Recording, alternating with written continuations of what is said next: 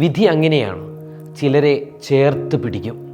ചിലപ്പോൾ പ്രതീക്ഷകൾ സമ്മാനിച്ച് ഒടുവിൽ കൈവിടും. മറ്റു ചിലപ്പോൾ അതികഠിനവും അത്യന്തം ക്രൂരവുമായിരിക്കും. ചിലർക്കത് നിരന്തരമായ പരീക്ഷണങ്ങളുടെ അവസ്ഥയുമാകും നൽകുക.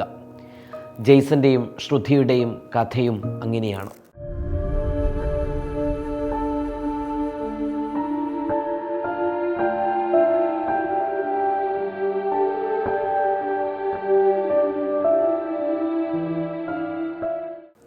കുടുംബത്തിലെ 9 അംഗങ്ങൾ മുണ്ടക്കൈ ചൂരൽമല ഉരുൾപൊട്ടലിൽ നഷ്ടപ്പെട്ടവളാണ് ശ്രുതി. അച്ഛനും അമ്മയും ഉൾപ്പെടെ നഷ്ടമായവർ.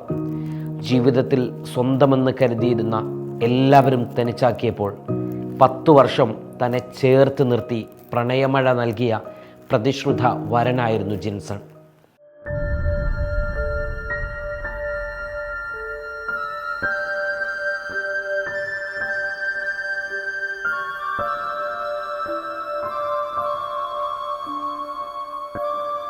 ദുരന്തത്തിനു മുൻപ് മാതാപിതാക്കളുടെ നേതൃത്വത്തിൽ ഇരുവരുടെയും വിവാഹത്തിനുള്ള പറഞ്ഞുറപ്പിക്കലെല്ലാം കഴിഞ്ഞു.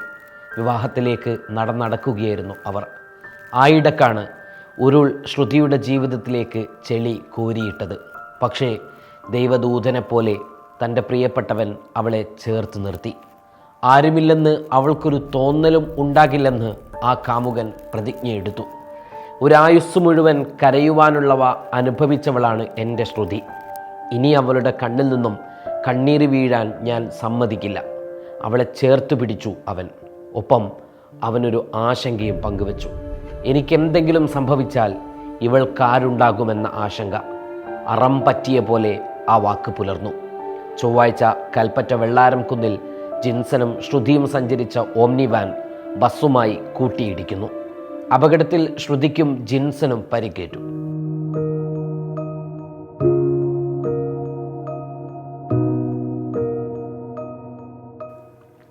ജിൻസന്റെ പരിക്ക് പക്ഷേ ഗുരുതരമായിരുന്നു. ജിൻസൺ ഒന്നും സംഭവിക്കല്ലേ എന്നായിരുന്നു നമ്മുടെ എല്ലാവരുടെയും പ്രാർത്ഥന. ജീവിതത്തിൻ്റെ നേരിയ പ്രതീക്ഷയിലേക്ക് ശ്രുതിയെ കൈപ്പിടിച്ചവൻ പക്ഷേ നമ്മുടെയെല്ലാം പ്രാർത്ഥനകൾ വിഫലമാക്കി ഒടുവിൽ വിധിക്ക് കീഴടങ്ങി.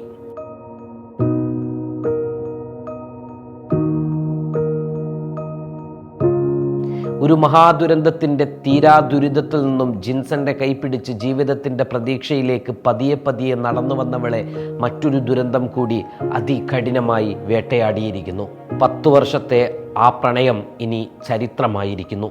ഈ അഗ്നി പരീക്ഷണത്തെ ശ്രുതി എങ്ങനെ മറികടക്കും എന്നറിയില്ല. ഒരൊറ്റ പ്രാർത്ഥനയേ ഉള്ളൂ. ഈ പരീക്ഷണവും അതിജീവിക്കാൻ ഇതിനേക്കാൾ സുരക്ഷിതമായ മറ്റൊരു കൈ അവളിലേക്ക് ദൈവം നീട്ടട്ടെ.